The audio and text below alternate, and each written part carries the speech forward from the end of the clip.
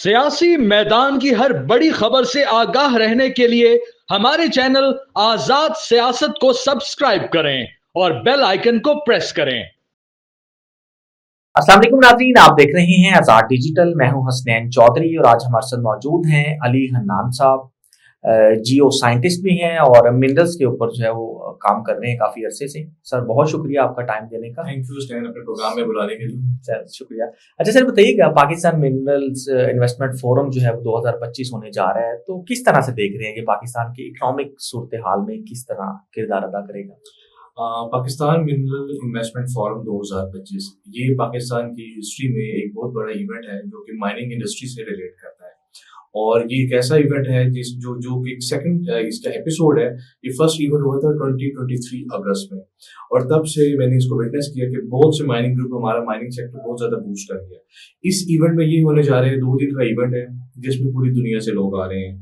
हमारे global experts हैं Australia से, अमेरिका से, कनाडा से, यूरोप से, चाइना से, सऊदी अरेबिया से एंड इंग्लैंड से। तो इसमें होगा ये कि इसमें कुछ पैनल डिस्कशंस हैं, कुछ एक्सक्लूसिव सेशन हैं। Mining sector in Pakistan, global mining trends क्या होने जा रहे हैं और पाकिस्तान में मिनरल के प्रॉस्पेक्ट क्या मौके हैं और हमें एक रोल मॉडल फॉलो करना है कि दुनिया में क्या हो रहा है। और इस इवेंट में हम ये सीखेंगे जो फॉरेन प्लेयर्स आ रहे हैं कि वो माइनिंग कैसे करते हैं और पाकिस्तान में माइनिंग के सेफ जराए क्या हैं। तो बड़ा एक इंटरेक्टिव सा सेक्शन है और इसमें गवर्नमेंट ऑफ पाकिस्तान ने एक बड़ा एक एक्सक्लूसिव रोल अदा किया है जो हमारा SIFC डिपार्टमेंट है, स्पेशल इन्वेस्टमेंट फैसिलिटेशन काउंसिल। तो इन्होंने क्या किया, इन्होंने ग्लोबल इन्वेस्टर को ये पाकिस्तान में एक अच्छा मौका दिया। आपको पता है कि जब भी की प्लेयर आता है तो पहला प्रॉब्लम होता है economics, security. So they have provided very well. और SIFC ने क्या किया कि इन्होंने वन विंडो प्लेटफॉर्म दिया जिसमें कोई भी इन्वेस्टर इजीली आ सकता है। वो इसमें 9 सेक्टर्स हैं जिसमें माइनिंग है, एग्रीकल्चर है, IT है। माइनिंग के हवाले से इन्होंने जो हमारी मिनरल कमोडिटीज हैं, पाकिस्तान जो अनटैप्ड रिसोर्सेज हैं उसमें बलूचिस्तान मिनरल रिसोर्स है, GB है, चित्राल है, AJK है, पंजाब है, सिंध है। तो इन्होंने जो प्रोविंशियल माइनिंग लीजेस हैं, जो माइन ऑनर्स हैं, उनको गो थ्रू करवाया है। और इसमें जो इंटरनेशनल इन्वेस्टर को जो एक गवर्नमेंट पाकिस्तान ने foreign investment protection and promotion act मुतारिफ कराया 2022, इसमें लाइक फ्री इकोनॉमिक कॉरिडोर है, रिबेट इन टैक्सेशन है और स्मूथ लाइन पोर्टफोलियो प्रोवाइड किया गया जो कि उसमें इन इदारों को डेफिनेटली सिक्योरिटी दी जाएगी जिसमें हमारे गवर्नमेंट ऑफ पाकिस्तान का अस्करी अदारों का, हमारी जो प्रोविंशियल पुलिस डिपार्टमेंट है और लोकल FCs हैं, they have played a really very critical role in providing. अच्छा सर, हमारे पाकिस्तान में मादनियात जाहिर बात है भरा पड़ा है मादनियात से। पाकिस्तान तमाम सूबों को ले लें, पंजाब है, बलूचिस्तान है, KP है। तो आप क्या समझते हैं कि किस जो है वो मादनियात में हमें बहुत ज़्यादा काम की ज़रूरत है जो कि हम उसको हमारी इकोनॉमिकली उसको हमें स्टेबिलिटी में काफ़ी ज़्यादा जो वो मदद मिल सकती है? इसलिए आपको बताते चलूं कि मैं एक जियो साइंटिस्ट हूँ। हमारी तो फील्ड पाकिस्तान एक इज अ ब्लेस्ड कंट्री जिसमें तमाम तरह के मादनियात हैं। मादनियात जनरली 2 टाइप की होती है, metallic resources and non metallic resources. Metallic में हमारे पास गोल्ड है, कॉपर है, लेड, जिंक है, बेराइट है, मोलिब्डेनम है, मैंगनीज है। और नॉन मेटालिक रिसोर्सेज में हमारे पास सॉल्ट आ जाता है, जिप्सम आ जाता है, ये इंडस्ट्रियल क्लेज आ जाती है। ठीक है, ये दोनों रिसोर्सेज पाकिस्तान में बहुत वाफर क्वांटिटी में मौजूद है। कोयला खैर बहुत बड़ा प्रोजेक्ट है, रॉक सॉल्ट का 50,000 मेट्रिक टन डिपॉजिट पड़ा हुआ है। इसी तरह हमारे पास एक बहुत बड़ी इंडस्ट्री जिसको जेमस्टोन कहते हैं, और हमारे GB, गिलगित, हुंजा, चित्राल ये पड़ा हुआ है। सो मेटालिक मिनरल में अभी जो रिकोडिक का ही प्रोजेक्ट है, ये one of the largest under developed project है कॉपर गोल्ड का। मतलब जेमस्टोन्स भी बड़े जी कॉस्टली हैं। जेमस्टोन तो आपको बताता हूँ कि पाकिस्तान में एक्वामरीन पूरी दुनिया में उसकी डिमांड है। इस करतू में शिखर वैली से निकल रहा है, दासू सेक्शन से। इसी तरह हमारे पास सवाद का एमरल्ड है, उसकी पूरी दुनिया में मांग है। फिर नीलम वैली का सफायर, हुंजा में रूबी और ओपल है। ये बड़े 4-5 यूनिक जेमस्टोन है जिसकी माइनिंग को गवर्नमेंट प्रमोट करी। पहले ही होता था, लोग इलीगल माइनिंग करते थे, टेक्निकलिटी कम थी, लोग ब्लास्ट करते थे, उससे जो नुकसान अब गवर्नमेंट ने इसको प्रोत्साहन कर दिया, एक प्रॉपर डिपार्टमेंट बनाया जिसमें इसको रेगुलेट करेंगे। इस तरह जो कॉपर है, कॉपर खाली रिकॉर्डिंग में नहीं है, पूरा जागी मेटिक आर्क है हमारा, पूरा चित्राल है, नॉर्थ पाकिस्तान, ये पूरा रिच इन मेटेलिक जोन है। और आपके प्रोग्राम इस पॉडकास्ट के तवज्जो से ये बताऊं, इस वक्त पूरी दुनिया में लोग लिथियम का नाम ले रहे हैं, बिल्कुल। लोग रेयर अर्थ एलिमेंट्स की बात कर रहे हैं, people are talking about critical minerals, strategic minerals. तो तकरीबन 90 के करीब अभी यूएस जीएस ने, जो यूनाइटेड स्टेट जियोलॉजिकल सर्वे है, जी। इन्होंने 90 के करीब मिनरल्स को डिक्लेयर कर दी कि हमारी ये क्रिटिकल एंड स्ट्रेटेजिक मिनरल्स है। और इसका इस्तेमाल कहाँ पे होता है? हमारे आईटी में, डिफेंस इंस्ट्रूमेंट्स में, जितनी भी लेटेस्ट टेक्नोलॉजी है। और जो हमारे रेयर अर्थ एलिमेंट्स हैं ये भी वाफर क्वांटिटी में है पाकिस्तान में। तो अब हमने बेसिकली माइनिंग में तो पाकिस्तान ने जंप इन किया है अभी, तो ये बहुत बड़ा अनटैप्ड रिसोर्स पड़ा हुआ है जिसको मॉडर्न टेक्नोलॉजी के साथ हमने इसको एक्सप्लोर करना है। और ये इसको मैं लिंक करूंगा जो पाकिस्तान मिनरल इन्वेस्टमेंट फोरम होने जा रहा है 8-9 अप्रैल को। इसमें जो डिफरेंट 2 दिन की पैनल डिस्कशन है वो इन्हीं टॉपिक्स पे हाईलाइट करेंगे। मिनरल पॉलिसी पे बात होगी, रोल ऑफ जियोलॉजिकल सर्वेस पे बात होगी, स्ट्रेटेजिक प्लानिंग की बात होगी, सस्टेनेबल डेवलपमेंट की बात होगी, बेरिक गोल्ड का जो प्रोजेक्ट है रिकोटेक, इसका फ्यूचर प्रोस्पेक्ट क्या होगा, और अगले 10 साल में पाकिस्तान की इकोनॉमी को कहाँ पे देखते हैं। जबरदस्त। अच्छा, ये बताइएगा कि कौन सी इंटरनेशनल जो कंपनीज हैं जो इंटरेस्ट ले रही हैं पाकिस्तान के साथ माइनिंग के हवाले से काम करने में, और हम उनको किस तरह से फैसिलिटेट गवर्नमेंट अगर करे, क्या क्या आप समझते हैं, आपकी नज़र में क्या होना चाहिए कि वो आसानी के साथ जहाँ पे हमारे साथ काम करें? बिल्कुल। सबसे पहले तो जो सबसे बड़ी company Barrick Gold itself Canadian firm है, one of the largest firm है जो कि ऑलरेडी 50% शेयर पे काम कर रही है। इसके साथ सऊदी अरब का एक बहुत बड़ा ग्रुप है, सऊदी मादन मनारा ग्रुप, वो उन्होंने 15% शेयर लिए। इस तरह 2 ऑस्ट्रेलियन ग्रुप हैं, एक को हम कहते हैं Rio Tinto and BHP, they are looking forward to come in Pakistan. इसी तरह DMT ग्रुप है जर्मनी का, चाइना इटसेल्फ, आपको पता है चाइना पूरी दुनिया में छाया है, सऊदी अरब है, इसके अलावा यूके की फर्म्स है, सर्टेन ऑस्ट्रेलियन फर्म्स है, इवन एक अमेरिकन फर्म है Miracle Salt, they are looking forward to come in Pakistan. इस तरह बहुत सी यूरोपियन मार्केट है वो आना चाह रही हैं। तो इसमें मेट्सो ग्रुप है, लजार्ड ग्रुप है, वुड मैकेंजी है। इसके अलावा मैं हाईलाइट करूंगा पाकिस्तानी कंपनीज को, क्योंकि ये बहुत जरूरी है लोगों को बताना कि पाकिस्तान में भी माइनिंग होती है। हमारे जो एक माइनिंग सेक्टर का बूम था, हमारे पास ऑयल एंड गैस बहुत बड़ा सेक्टर है, और 2023 के बाद मैंने जो ये चेंज देखा कि हमारे oil and gas sector start investing in the mineral sector, जिसमें OGDC, Pakistan petroleum limited and government holding private limited, in 3 companies ने कंपनी बनाई है PMPL, Pakistan mineral resource limited private limited. इसी तरह हमारे पास 2 गवर्नमेंट इदारे हैं, Pakistan mineral development corporation PMDC and geological survey of Pakistan. तो PMDC भी अभी बलूचिस्तान में एंटीमनी और प्रीशियस मेटल पे इनमें 2 लीजेस हैं और एक्सप्लोरेशन फेज में काम कर रहे हैं, और एंटीमनी की ग्लोबल मार्केट कॉपर से भी ज्यादा है।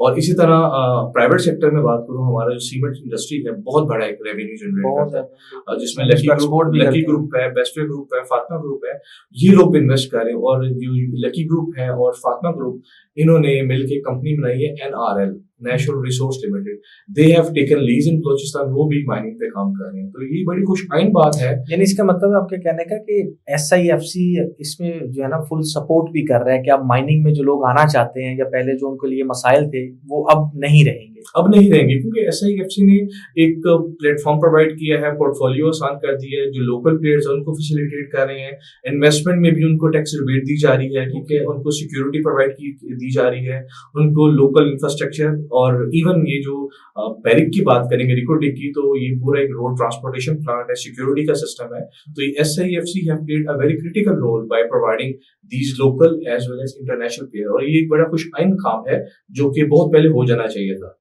अच्छा, आपकी नज़र में क्या समझते हैं आने वाले 2-3 सालों में हम इस मिनरल्स इंडस्ट्री को कहाँ पे देख रहे हैं?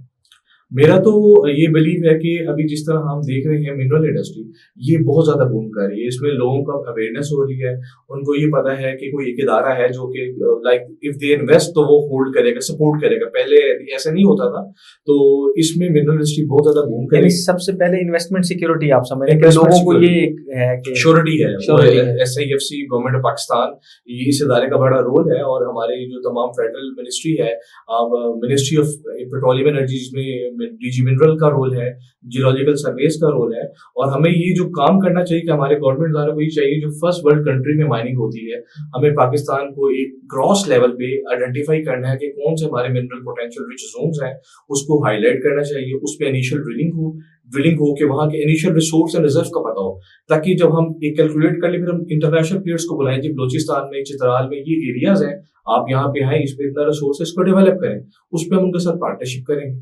तो ये काम जो है गवर्नमेंट को, मैंने दुनिया में देखा है कि ग्लोबली पहले एक मिनरल कैडेस्ट्रल मैप बनाए जाते हैं, और ये जो मिनरल पॉलिसी हमारी है 2023 रिवाइज हुआ है, उसमें यही प्रोविंशियल गवर्नमेंट को कहा गया, क्योंकि हमारी माइनिंग इन पाकिस्तान प्रोविंशियल कमोडिटी है, तो फेडरल डिपार्टमेंट ने ये कहा है कि बेसिकली आप मिनरल कैडेस्ट्रल मैप बनाएं अपने तमाम प्रोविंसेस के, जिसमें पता हो कि किस प्रोविंस में कौन सा मिनरल कमोडिटी, उसको कितना रिसोर्स है, ताकि जो इन्वेस्टर है उसको इन्वेस्ट करने से पहले तमाम चीजें पता हो। तो ये बड़ा एक सिस्टमेटिक काम और उसमें SIFC have played a very crucial role.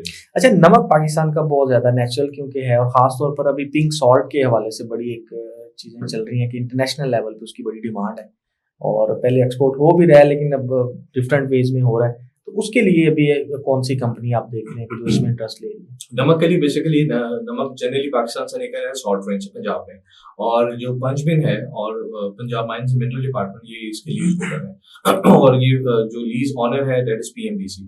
तो इसके साथ कुछ PMDC ने ऑलरेडी सबलेट किया हुआ है, कुछ लोग प्राइवेट तौर पे भी नमक को एक्सपोर्ट कर रहे हैं, लेकिन वैल्यू एडिशन नहीं है। अब आपको पता होगा पिछले 3 सालों से पूरी दुनिया में हिमालयन सॉल्ट मशहूर हो गया है। हम यहाँ पे पैसों के हिसाब से सेल करते हैं इंटरनेशनल मार्केट में, वही पिंक सॉल्ट हम $100 का लेते हैं।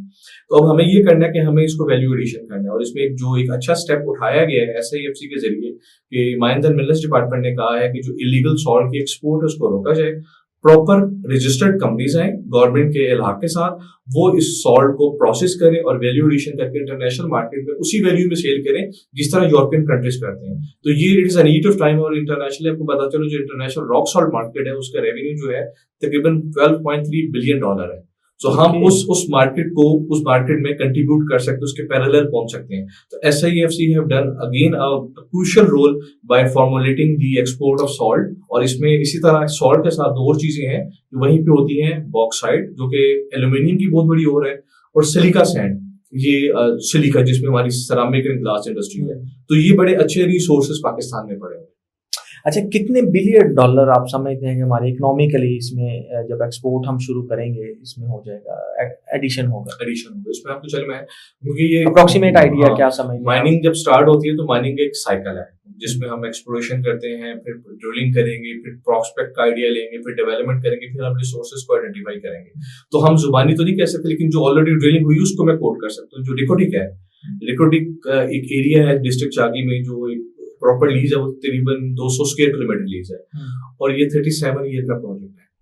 कि मतलब 2028 में स्टार्ट होगा और 2035 तक इसका फर्स्ट फेज है, फिर 2035 से अगले 28 साल के लिए इसका सेकंड फेज है। तो इससे जो रेवेन्यू आएगा $74 बिलियन, $74 बिलियन, ये इसका 50% शेयर पाकिस्तान को मिलेगा। तो अगर रिकॉर्डिंग लीज एरिया के साथ जो रिमेनिंग एरिया है उसको भी हम स्टार्ट करें साइमल्टेनियसली, लोकल प्लेयर्स भी कर रहे हैं, NRL है, PMDC है, माड़ी एनर्जीज है, और FW मीडो है। और मीडो ने बेसिकली वजीरिस्तान में बहुत बड़ी कॉपर की माइन है, मोहम्मद खेल प्रोजेक्ट, वो बड़ा अच्छा डेवलप कर रहे हैं। तो अगर हम इन ज्वाइनिंग एरियाज को, इवन चित्राल को जो अनटैप एरिया है, इन तमाम को स्टार्ट करें, क्योंकि SIFC का रोल खाली रिकोडिक और बलोचिस्तान, ये पूरे पाकिस्तान है। तो एक जो आपको मैंने वैल्यू कोट किया ना रिकोडिक से, लाइक 200 एक प्रोजेक्ट से आप $74 बिलियन ले सकते हैं। तो ये तो अगर हम अगले 5 साल में सिस्टमेटिकली काम करें तो हमारा रेवेन्यू अल्हम्दुलिल्लाह इंशाल्लाह बहुत अच्छा जाएगा। अच्छा, ये बताइएगा कि एक वक्त में हमारा पाकिस्तान की इकोनॉमी जो है वो टेक्सटाइल इंडस्ट्री पे बड़ा एक डिपेंड करती रही है, उसके बाद ऑयल एंड गैस आ गया। तो अभी फ्यूचर में आप किसको देख रहे हैं? क्या मादनियात भी एक बड़ा रोल प्ले कर सकता है? ये बड़ा अच्छा क्वेश्चन है स्टैन, कि अभी फ्यूचर में अगर हम ग्लोबली भी देखें कि जिसमें चाइना है वो पूरी दुनिया से रॉ मटेरियल को इकट्ठा कर रहा है। रिसेंटली डोनाल्ड ट्रम्प गवर्नमेंट आई है, they are moving here and there, तो उसकी कुछ रीजंस हैं। ये पोटेंशियल मिनरल, प्रीशियस मिनरल्स होती हैं। तो पूरी दुनिया की इकोनॉमी इस वक्त लाइव मिनरल रिसोर्स पे कर, स्पेसिफिकली फॉर पाकिस्तान, क्योंकि हमने रिकोडिक और ये सैंटेक से पहले हमारा माइनिंग में कोई बहुत बड़ा प्रोजेक्ट नहीं था, क्योंकि पैरेलल दूधर में PMDC का चाइनीज के साथ हमारा लेटजिंग का प्रोजेक्ट है, बड़ी अच्छी अंडरग्राउंड माइन है। इस तरह मीडो FW की वजीरिस्तान में माइन है। तो इन प्रोजेक्ट से पहले माइनिंग का कोई बहुत बड़ा प्रोजेक्ट नहीं था। तो अब करंट दौर में सारी हमारी जो इकोनॉमी है वो डिपेंडिंग मिनरल रिसोर्स असेसमेंट पे करती है, क्योंकि हमने इस रिसोर्स को डेवलप करना स्टार्ट किया, और इसका जो GDP पे इफेक्ट है, फ्यूचर में इफेक्ट है, हमारा GDP इंक्रीज करेगा। और अगर ये मिनरल एक्सपोर्ट होती है, और हमें एक काम करना है कि हमें आने वाले वक्त में प्रोसेसिंग को सीखना है। इस टेक्नोलॉजी में हम थोड़ा सा पीछे हैं, क्योंकि हमने सैंटेक में भी हमारा जो नेबरिंग कोलैबोरेशन है चाइना के साथ, उनके साथ मिलकर काम किया। रिकोटिक के केस में लोगों को एक कंसेप्ट है जी और बाहर चली जाएगी, फायदा नहीं, वो प्रोसेसिंग विद इन पाकिस्तान होती है। तो ये एक सेक्टर है कि हम अपने रिसोर्सेज को खुद प्रोसेस करें और उसका रेवेन्यू बहुत अच्छा होगा। और आने वाले दौर में अगले 10 साल आप कह सकती हैं कि वो मिनरल इकोनॉमिक्स पे डिपेंड करते हैं। इसी तरह अगर हमारे जो बाहर के प्रोजेक्ट कंपनी पाकिस्तान में लगा रही है, तो ये हमें बहुत बड़ा इशू आ रहा है। जैसे प्रोसेसिंग सीखने की बात करें, टेक्नोलॉजी हम भी उनकी जो है ना वो यूज़ करें। इस तरह जैसे सेफ सिटी का एक लाहौर का प्रोजेक्ट था, उसमें हमें बहुत ज़्यादा मसाइल का सामना करना पड़ा। कंपनी बाहर की थी, सॉफ्टवेयर उनका था सारा, तो हमारे पास कुछ नहीं था, हार्डवेयर हम लेके बैठे रहे इतनी देर। तो ये एक बड़ी जबरदस्त आपने बात की कि हम यहाँ पे टेक्नोलॉजी लेके आए, टेक्नोलॉजी लेके तो फिर हम खुद से उसको जो है ना वो आगे डिफाइन कर सकते हैं। सर लास्ट क्वेश्चन है, ग्रीन एनर्जी का आजकल एक बड़ा चल रहा है, इसके बारे में थोड़ा सा बताइएगा कि ये क्या। ग्रीन एनर्जी का आसान हमारी जो ऑडियंस उनके लिए जीरो कार्बन एमिशन। जैसे हमारे पास पहले डीजल कार्स थी, फिर पेट्रोल गैसोलीन आ गया, फिर हाइब्रिड आ गया, इलेक्ट्रिक आ गया। तो इसका इशू ये कि लेस कार्बन एमिशन हो, ठीक है, जिसमें पाकिस्तान से एग्जांपल के आप वी आर पाकिस्तानी, तो एक एग्जांपल मैं देता हूँ सीमेंट इंडस्ट्री से। सीमेंट में जब हम अपने उसको बर्न करते हैं तो उसमें CO2 की एमिशन होती है। तो अब कंपनीज का उनका टारगेट ये है कि मिनिमम कार्बन को बर्न करके we get maximum PSA strength of cement plant. इसी तरह सोलर सिस्टम, ठीक है, हमारा जो कोल प्रोजेक्ट पावर प्लांट थे उसको इंस्टॉल किया, उसको भी मिनिमाइज किया। तो ग्रीन एनर्जी है कि हमारी तमाम इंडस्ट्री, हमारी तमाम मशीनरी जीरो कार्बन एमिशन पे आ गई। इसमें ऑस्ट्रेलिया ने बहुत अच्छा काम किया, यूरोप ने बहुत अच्छा काम किया। तो ग्रीन एनर्जी का कंसेप्ट है कि हम सस्टेनेबल रिसोर्सेज की तरफ आए, कि जो गैसोलीन इंजन है, डीजल इंजन है, उनका यूज मिनिमाइज करें और हम अल्टरनेटिव रिसोर्स पे आए। क्योंकि एक तो रिसोर्स खत्म हो जाता है और उसके साथ हम we are blessed with Pakistan एक ऐसे ट्रॉपिकल रीजन पे है जहाँ पे सन रेज बड़ी अच्छी लैटिट्यूड्स पे आती है। तो we are using this even solar energy, तो हम जीरो कार्बन एमिशन की तरफ जाएं। और अभी हमारे मसला भी आ रहा है, जैसे माहौलियाती आलूदगी और खासतौर पर हमारा स्मोक का एक बड़ा बहुत इशू आ रहा है। तो उसमें देखें ना, फॉरेस्टेशन हमने एक कंक्रीट फॉरेस्ट बना दिया, वो डिफॉरेस्टेशन की सोसाइटीज बन गई हैं। तो इसको भी सिस्टमेटाइज करना है, क्योंकि हमारी इसका इफेक्ट क्रॉप पे भी होगा। तो वो एक कंक्रीट फॉरेस्ट बन गया। तो ये इसी का इनिशिएटिव है green energy, zero carbon emission technology को हम देखें, और ये इसी गवर्नमेंट ऑफ पाकिस्तान के मैनिफेस्टो में शामिल है, ये जो कमिंग प्रोजेक्ट्स हैं। और इसमें भी SIFC इस चीज को फोर्सी कर रही है। हमारी मिनिस्ट्री ऑफ एनर्जी का जो डिपार्टमेंट है वो इसको देख रहा है, और we will be looking forward for a prosperous Pakistan इंशाल्लाह। Sir thank you so much.